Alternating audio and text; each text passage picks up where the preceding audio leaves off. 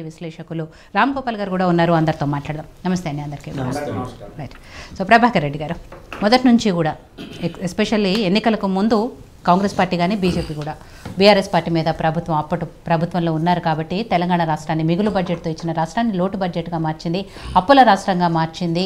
కాబట్టి ఇవన్నీ కూడా తెలంగాణ ప్రజలు గమనిస్తున్నారు. ఈసారి కాంగ్రెస్ పార్టీని ఎన్నుకుంటారు అని మీరు ఏదైతే చెప్పారో ఆ విధంగానే సరే ప్రజలు ఏం నమ్మారు, ఏం చూశారు అనేది పక్కన పెడితే కాంగ్రెస్ పార్టీకి అధికారం కట్టబెట్టారు. సో ఇదే ఇప్పుడు అప్పుల రాష్ట్రంలో కాంగ్రెస్ పార్టీ అధికారం చేపట్టింది కాబట్టి 6 గ్యారెంటీలు ఏవైతే ఇచ్చారో, అప్పుల రాష్ట్రం ఉంది, ఖజానా ఖాళీ అయింది అని చెప్తున్న పార్టీయే ఇప్పుడు 6 గ్యారెంటీలు ఎలా అమలు చేస్తుందనేది అటు ప్రతిపక్షాలతో పాటు ప్రజల్లో కూడా ఒక రకమైన చర్చ జరుగుతోంది. ఎందుకంటే మీరే ఎక్కువగా దాన్ని ఎస్టాబ్లిష్ చేశారు, అప్పుల రాష్ట్రం అని అసెంబ్లీలో కూడా శ్వేతపత్రం విడుదల చేశారు. సో అలాంటప్పుడు ఎలా హామీలు అమలవుతాయి అనే ఒక చర్చ నడుస్తున్న పరిస్థితిలో అనుమానాలు కూడా ఉన్నాయి ప్రజలకు, ఎంతవరకు చేయగలరు అనేది. సో ఏం చెప్తారు? 2014 సంవత్సరం 14లో 70,000 కోట్లు, సుమారు 68,000 కోట్లు ఉన్నటువంటి అప్పులు, మిగులు బడ్జెట్ ఉన్న అప్పులు 70,000 కోట్లు ఉంటే 2018లోనే దగ్గర 3 లక్షల కోట్ల రూపాయలకు చేరిందని చెప్పి కేంద్ర ప్రభుత్వం కూడా చెప్పింది. ఆ రోజు చెప్పినా కూడా ప్రజల్ని నమ్మించడానికి అటువంటిది ఏం లేదు, బ్రహ్మాండంగా బంగారు తెలంగాణ ఉంది, విపరీతమైన 1 కోటి ఎకరాలకు నీళ్ళు వస్తున్నాయి, వస్తున్నాయి చెప్పుకుంటా 2018లో మళ్ళీ గెలిచిన తర్వాత పూర్తిగా తెలంగాణని లూటు చేసి పారేశారు.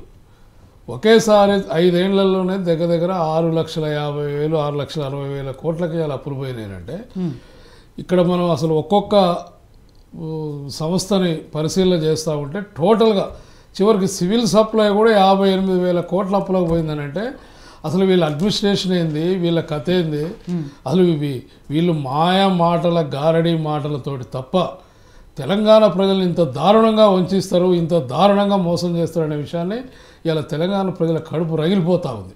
ఎందుకంటే గారడీ మాటలు, మాయా మాటలు బాగా నేర్చుకున్నటువంటి మీరు వినండి ఇంత తర్వాత చెప్పున్నావు, నేను మాట్లాడతాను, మీరు చెప్పండి. గారడీ మాయా మాటలతోటి, ఒక సాహిత్యం కవిత్వంతో మాటలతోటి తెలంగాణ ప్రజలు అత్యంత దారుణంగా మోసం చేసి ఇలా తెలంగాణ ప్రజలతోటి ఇంత దుర్మార్గంలో మేము ఎన్నుకున్నామా అని చెప్పి అలా 10 ఏళ్లలో దారుణమైపోయారని చెప్పి అలా శోకించేటటువంటి పరిస్థితులు తెలంగాణలో కనపడుతున్నప్పుడు కాంగ్రెస్ ప్రభుత్వం అధికారంలోకి వచ్చిన తర్వాత కాంగ్రెస్ పార్టీ ఏ అయితే గ్యారంటీలు ఇచ్చినాయో ఆ గ్యారంటీలకి మళ్ళీ 100 తగ్గించుకుంటూ, పోయినసారి 100 ఎట్లా తగ్గించుకుంటూ యాక్షన్ వేలంపాట పెట్టిండో ఇప్పుడు కూడా 100 తగ్గించుకుంటూ మళ్ళీ మొత్తం చెప్పాడు. కానీ ఒక్కరు కూడా తెలంగాణ ప్రజలు నమ్మలే. మళ్ళీ ఇటువంటి అబద్ధాలు చెప్పి మళ్ళీ మా గొంతు ఎక్కడ కోస్తున్నారు అని చెప్పి తెలంగాణ ప్రజలు నమ్మలేదు. నమ్మనప్పటికీ ఓడిపోయినా కూడా ఇంకా ఇంత కోట్లాది రూపాయలు, లక్షల కోట్ల అప్పులు చేసి కూడా ఇంకా అబద్ధాలు చెప్తున్నటువంటి వీళ్ళు ఇక అసలు ఏం చేయాలి వీళ్ళని? ఒకప్పుడు నిజాములు అంటే తరిమి కొట్టిర్రు, పరారైనరు, తీసుకుపోయి లోపలేసిర్రు, ఆ జమీందారుని దేశముఖుల్ని ఊళ్ళల్లో ఉన్న వాళ్ళు తరిమి కొట్టిర్రు.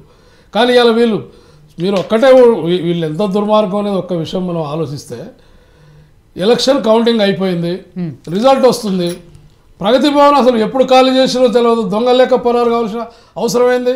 రైట్, నువ్వు నిజమైనటువంటి తెలంగాణవాదివి, తెలంగాణ కోసం నువ్వు నిజంగా కష్టపడి ఉంటే అదే ప్రగతి భవన్లో ప్రెస్ మీట్ పెట్టి తెలంగాణ ప్రజలకి ఇగో ఇది జరిగింది, రైట్, ప్రజాస్వామ్యం ఎప్పుడు ఖాళీ చేసినో తెలియదు, అర్ధరాత్రి పూట ఎలక్షన్ రిజల్ట్ రాగానే పరారైనరు. ఇటువంటి అన్నీ కూడా తెలంగాణ ప్రజలకు అనుమానం వస్తూ ఉంది.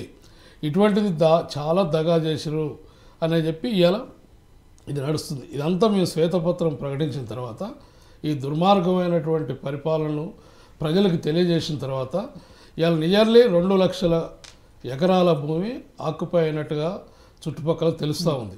గతంలో 2 లక్షల ఎకరాలు ఉంది, ప్రభుత్వ భూమి ఉంది, ఆక్యుపై ఉంది. దీన్ని నమ్మితే బ్రహ్మాండమైనటువంటి స్కీమ్స్ తీసుకోవచ్చు, తెలంగాణ ప్రజలు బంగారు తెలంగాణగా మార్చవచ్చు అని చెప్పినటువంటి కేసీఆర్ చివరికి ఆ పదానాటి పెట్టి ఆ భూములన్నీ ఆయనే దొబ్బాలని చెప్పి ఆయనే దొబ్బి బంగారు కేసీఆర్గా మారిపోయాడు. ఇలా వాటన్నిటిని కూడా రాహుల్ గాంధీ గారు ప్రతి మీటింగ్లో ఒకటే చెప్పాడు, తెలంగాణ ప్రజల సొమ్ము దోసినటువంటి కేసీఆర్ని ఖచ్చితంగా రీకవర్ చేయాల్సిందే, అవన్నీ కూడా తిరిగి తెలంగాణ ప్రజల పథకాలు ఖర్చు పెట్టాల్సిందే అని చెప్పినప్పుడు ఇలా ఒక్కొక్కటి చూస్తున్నప్పుడు ఇప్పుడు జరిగేది అది. 26వ తారీఖు నైటు ఉదయం పూట ఎన్ఓసి ఇచ్చిండ్రు, 27వ తారీఖు ఉదయం హైదరాబాద్లో కాస్ట్లీ భూములు 1000 ఎకరాల భూమి రిజిస్ట్రేషన్ అయింది.